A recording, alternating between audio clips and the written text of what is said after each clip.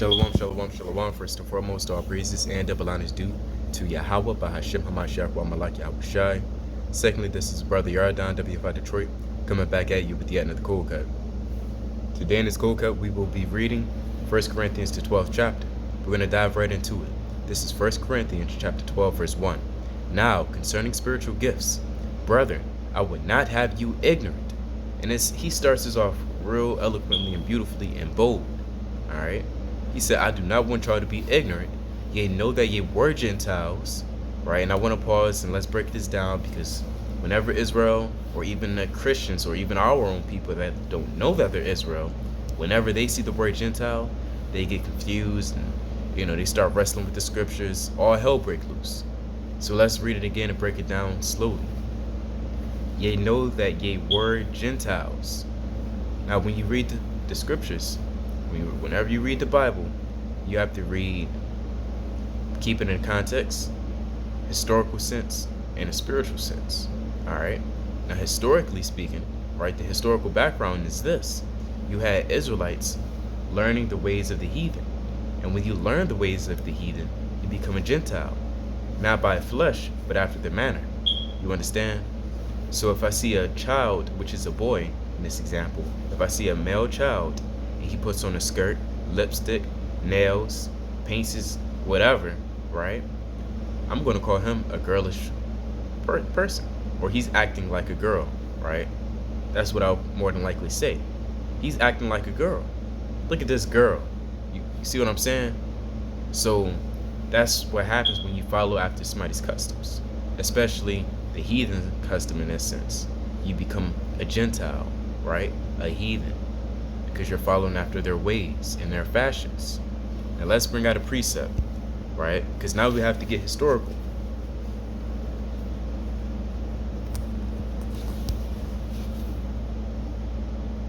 Second Maccabees, chapter 4.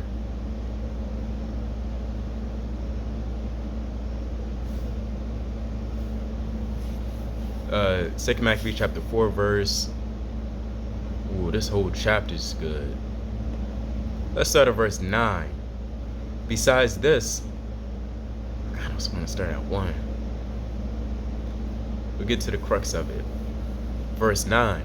Besides this, he promised to assign 150 more, if he might have license to set him up a place for exercise, and for the training up of the youth in the fashions of the heathen. This is hundreds of years prior to Yahushua and Paul and Peter and the apostles being on the scene. This is 100 years ago, right? Hundreds of years ago. This is when the Greeks are ruling. When you read in the so-called New Testament, the Romans are ruling. But let's continue. The fashion of the heathen, and to write them of Jerusalem by the name of Antiochus. It's like if name of Antiochus, which when the king had granted, and he had gotten into his hand the rule, he forthwith brought his own nation into nation to the Greekish fashions. See, that's what happened to Timotheus' dad. When you read in Acts 16:1, let's get it real quick. We left off at 10. Let's get Acts 16 real quick. 100 years in the future now. Acts 16:1. Then came he to Derbe and Lystra, and behold, certain disciples was there, named Timotheus, the son of a certain woman, which was a Jewess, and believed, but his father was a Greek. All right, and we know his father wasn't a heathen, a so-called white man, but rather an Israelite, conforming to the fashions of the Greeks. How do we know this? Let's continue. Which was well reported of by the brethren that were at Lystra and Iconium. Him would Paul have to go forth with him, and took and circumcised him. Where do you read about circumcision? You read about it in Genesis 17, the 17th chapter, right? And 9 on down. You read about it in Leviticus, the 12th chapter, right? You can read it about in Philippians. You can read about it in Luke, the 2nd chapter, about when Yahushua was being circumcised. So understand that circumcision is the tradition and really a covenant of the Jews. Did the Lord ever say in the so-called Old Testament or even the so-called New Testament, my covenant is now towards the heathen? Of course not. La-ah. So when you read the scriptures, you have to keep it in context and also understand what's happening behind the scenes while he's writing these letters and what happened prior to that, right? So again, because of the Jews which were in those quarters, for they knew all that his father was a Greek. So they knew that his father was after the fashion and customs of the heathen. All right. Let's go back to 2 Maccabees 4 and 10. I'm gonna read it again. When the king had granted, and he had gotten into his hand the rule, he forthwith brought his own nation to the Greekish fashions. So Timothy's father was into the Greekish fashions, right? And he probably picked it up from his father. You understand? Because during the times of the Greeks, and while they were in ruling, a lot of our Israelite men, women, and children was conforming to their ways, and they passed their ways, their being the heathen ways, down to their children, so on and so forth. Verse 11, and the royal privileges granted of special favor to the Jews by the means of John, the father of Eupolemus, who went ambassador to Rome for amnesty and aid, he took away, and putting down the governments which were according to the law, he brought up new customs against the law. For he built gladly a place of exercise under the tower itself, and brought the chief young men under his subjection, and made them wear a hat, doing silly ass stuff. You understand? Verse 13. Now such was the height of Greek fashions, an increase of heathenish manners, through the exceeding profanes of Jason, that ungodly wretch, and no high priest. So we're not going to go into the history of Jason, but understand that he's a very terrible man, right? He's a chief coon, if you will. But the point is, we get a little bit of the background and history as to why Paul is calling these people in the Church of Corinth, hey, you were Gentiles. You see what I'm saying? Through the Spirit. Let's go back to Acts. It's like your 1 Corinthians 12 and 2. See, we got to break it down. Ye know that ye were Gentiles, carried away into these dumb idols, even as ye were led. Right? And Paul, he witnessed a lot of them, even in that very day, in his time, to people worshiping Athena, Mercury. You have people bowing down before him at his feet. See what I'm saying? You know, that's off. That's wicked. Verse 3. Wherefore, I give you to understand that no man speaking by the Spirit of God calleth Yahushua accursed, and that no man can say that Yahushua is the Lord but by the Holy Ghost. Now there are diversities of gifts, but the same Spirit. So now we're about to get into the main lesson, because this is what this chapter is going into, the diversities of gifts. All right, and although these gifts might differ one from another, it's all the same Spirit at the end of the day, which is the Spirit of Yahweh Bashim Yahushua resting upon us. Verse 4. Now there are diversities of gifts, but the same Spirit, and there are differences of administrations, but the same Lord. And there are diversities of operations, but it is the same God which worketh all in all. So in other words, you might have this gift and this gift and that gift and that gift from this brother, this brother, this brother, and that brother. But at the end of the day, we're all one body, right? And we all serve Yahweh Shemel Bashai. But now in these latter times, we're scattered throughout, all over the world, throughout the four corners. Damn near from Spain, UK, Asia, modern day Thrace and Phrygia, all right, Turkey. You got brothers in Mexico. You got brothers in Cali. You got brothers in Canada. You got brothers in South Africa. The point is, we're scattered abroad. And our goal is to bring all of Israel back together through the Spirit and power of Yahweh Shemel Washai, that we may become that one body to the best of our ability. All right. So you got. Well, I'll let the word speak. I don't want to spoil too much. Verse 6. And there are diversities of operations, but it is the same God which worketh all in all. But the manifestation of the Spirit is given to every man to profit with withal. For to one is given by the Spirit the word of wisdom, to another word of knowledge by the same Spirit. So you have brothers more knowledgeable in certain topics. You have brothers more wise, and they gain their wisdom through, living life. Whether you be 30 or 50 or 60 or 20, Sometimes there's young men that experience more than a 30-year-old, 40-year-old because of his living condition or whatever the case may be. You got younger men in this thing that has a lot of experience with dealing with people in the truth, built up patience over years, right? More than the next. Is that to diminish the next brother? Of course not. The point is that there's different spirits. It's like different gifts, right? Such as wisdom and knowledge, but the same Spirit. Verse 9, to another faith. So other brothers have an extremely large amount of faith, all right, by the same Spirit. To another, gifts of healing. And that doesn't mean you laying on hands and you healed somebody. That's not always the case. The Lord may give you certain knowledge where now you're an apothecary, right? Or you're a physician on the right hand side, and you know certain remedies to heal modern day ailments such as the cold, flu, whatever. All right, whatever the case may be. But I digress. Let's continue. Verse 10. To another working of miracles, to another prophecy, to another discerning of spirits, to another diverse kinds of tongue. Now, I want to pause on the diverse kinds of tongue because that's not actually speaking in baby talk, that baby goo gaga, right? Blah, blah, blah, blah. You sound like Courage from the Cowardly Dog. That's not speaking in tongues. To be able to speak in tongues is to speak different languages. To another, the interpretation of tongues. But all these worketh that one in self, it's like a self-same Spirit, dividing to every man severally as he will. For as the body is one, and hath many members, and all the members of that one body, being many, are one body, so also is a Mashiach. So as I was going to mention before, I had to stop myself. I was going to jump ahead of myself. And as you have brothers that's the arm down the street, you may have a brother that's the leg, in the city. You may have a brother that's an arm in the suburbs.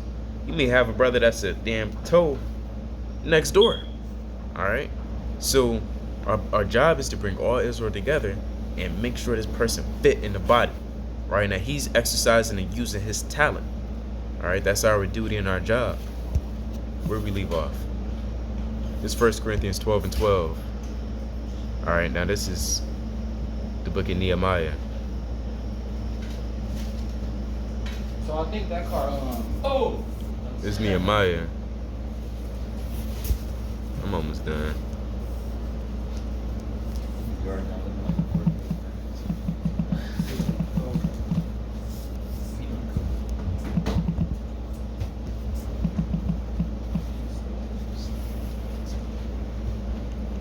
Where is that at?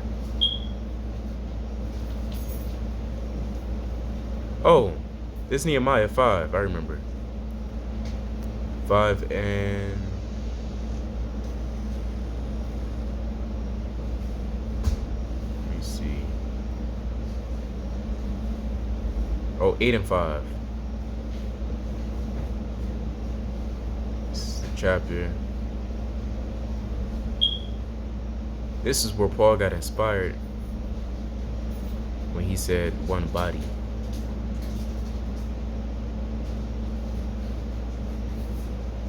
I'm looking over it, bear with me. Oh, here it goes at the top. All the people gathered together themselves, it's like all the people gathered themselves together as one man into the street, right? So they moving as one body, one man. Back to 1 Corinthians.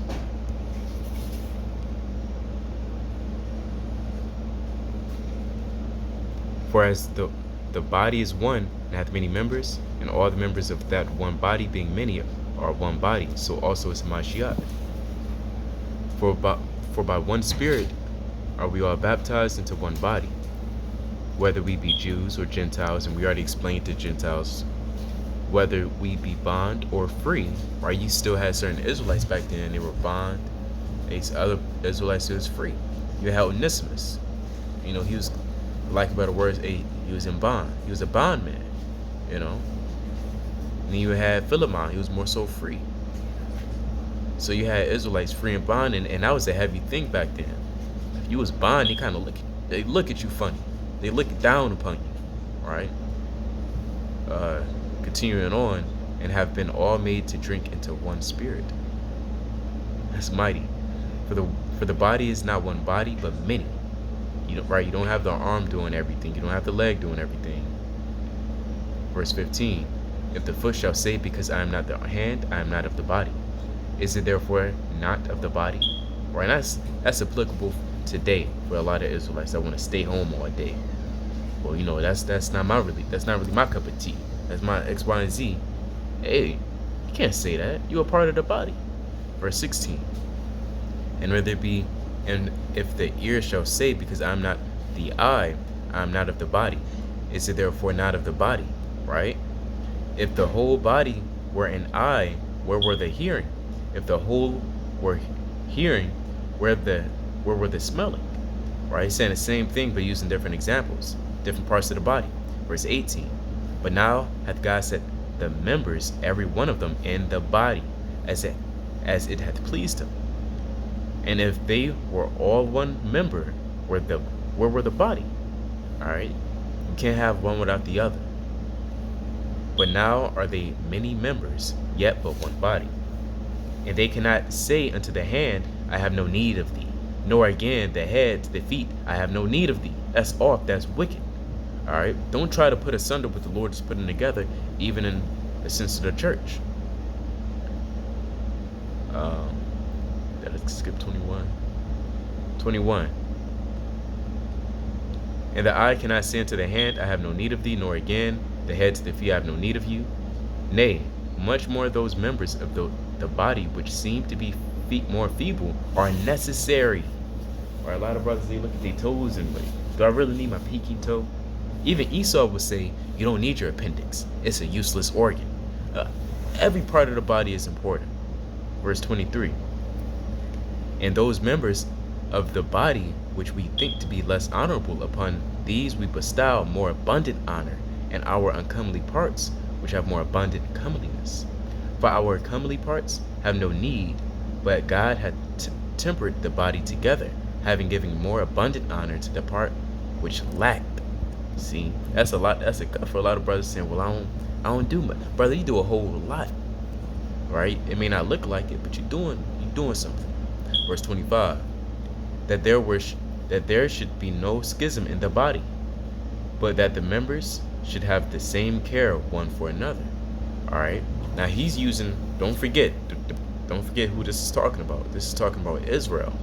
He's using the body, right? Different parts of the body to represent this man, that man in the church. All right, and each body part has a certain gift, a certain talent that they have to exercise. Right? So should you ever be in a situation where you got to amputate your foot, you got to amputate it for a reason.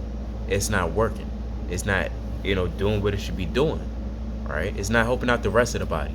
So it got to be cut off. Verse 26. And whether one member suffer, all the members suffer with it. Or one member be honored, all the members rejoice with it. And that's similar to what's that? This reminds me of Galatians. Where we leave off? 26. This reminds me of Galatians, the 6th chapter. 6:1. Brethren, if any man be overtaken in, it's not what I want.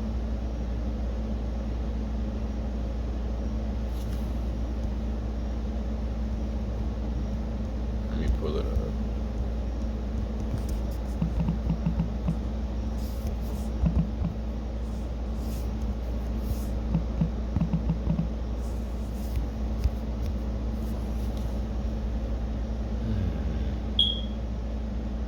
Six and 2, I overlooked it. This Galatians 6:2. Bear ye one another's burdens, and so fulfill the law of Mashiach, which is loving each other. All right, if you going through it, hey, I'm going through it.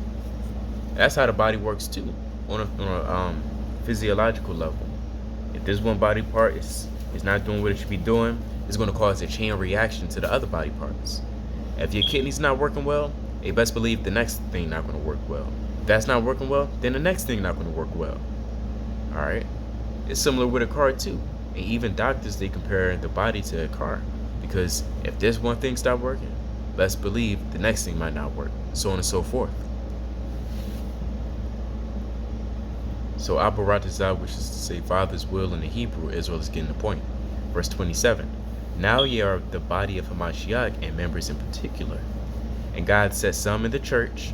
So he's going to, give us another example how there's different parts of the body. Right? Some in the church, first apostles. They're on the top. Right? Because there's hierarchy and levels to order when it comes to order and judgments being executed. First apostles, secondarily prophets, thirdly teachers. After that, miracles, then gifts of healing. It's like it helps in the government in diversities in tongue. Right? So these are all different parts of the body. Verse 29, are all apostles? Are all prophets? Are all teachers? Are all workers of miracles? Have all the gifts of healing? Do all speak with tongues? Do all interpret? This is rhetorical. Alright? But covet earnestly the best gifts, and yet shew I unto you a more excellent way. So that was 1 Corinthians 12 chapter breakdown. Abaratazah, Israel's been edified through the spirit and power of Yahweh Shem Yahushai. Alright, there's one last thing I want to touch on. Even in the body, that there's still order. Alright, that's why some argue the heart is the most important.